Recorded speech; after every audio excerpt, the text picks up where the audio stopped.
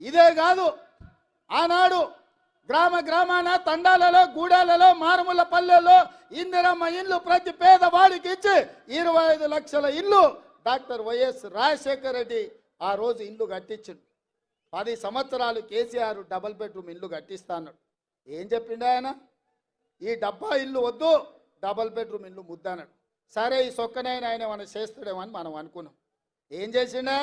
బిడ్డ వస్తే ఆడవ ఉంటుంది, కోడలు కొడుకుంటే ఆడవంటారు, గొర్రె పిల్లను మేక పిల్లను ఉంటే ఆడగట్టేస్తారని కథలు చెప్పిండు. ఊరిచ్చిండు.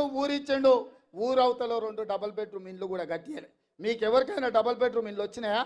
ఎవరికైనా వచ్చినాయా?